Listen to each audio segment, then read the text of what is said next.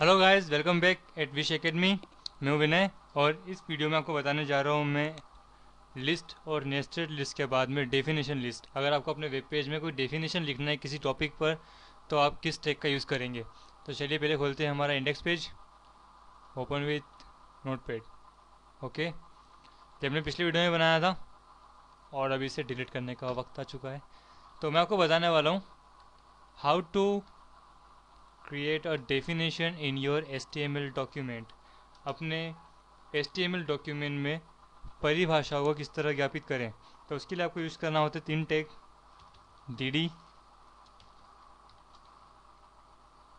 DL और इनके बीच में आता है एक और टैग DT।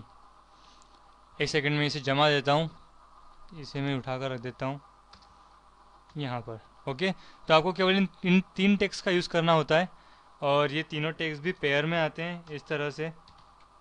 एक होता है ओपनिंग टैग एंड एक होता है क्लोजिंग टैग। ठीक है, एंड लाइक दिस। तो जैसा कि हर टैग में होता है, इनके बीच में जो कवर होगा वो इनके इफेक्ट, मतलब उस चीज़ का इफेक्ट इस पर पड़ेगा। ठीक है, तो डीएल का मतलब क्या होता है? डीएल का मतलब होता है डेफिनेशन लिस्ट। इसका मतलब होता है डेफिनेशन टाइटल और इसका मतलब होता है डेफिनेशन डिटेल या डिस्क्रिप्शन। ठीक है, तो सबसे पहले हमें चाहिए लिस्ट कि किन किन डेफिनेशन को हम लिखने वाले हैं। बॉडी में आते हैं, डेफिनेशन लिस्ट को आप स्टार्ट करेंगे और ख़त्म करेंगे।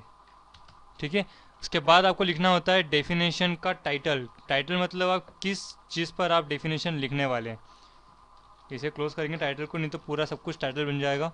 एंड उसके बाद में आप लिखते हैं डेफिनेशन का डिस्क्रिप्शन, मतलब उसको डिस्क्राइब करते हैं आप। ठीक है, डेफिनेशन डिस्क्रिप्शन किसे क्लोज करना है, तो इसे मैं नीचे से डिलीट कर देता हूँ।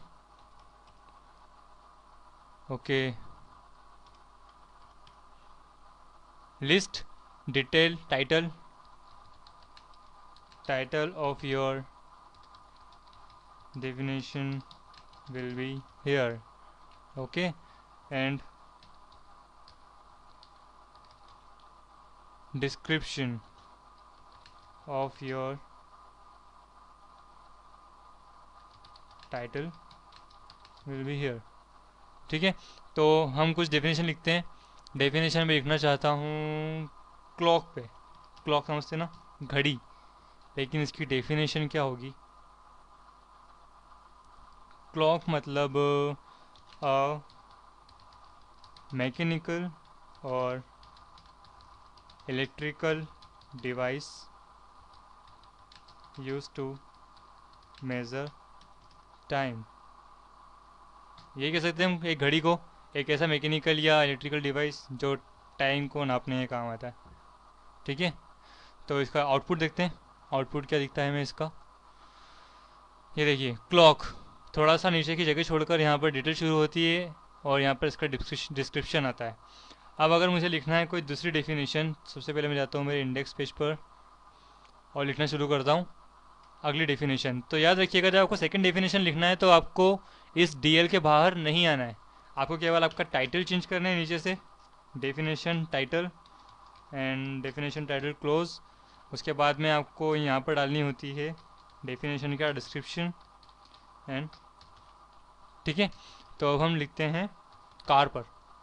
कार क्या होता है? कार, कार को हम कह सकते हैं कि a road vehicle typically with 4 wheels and able to carry little or small amount of people।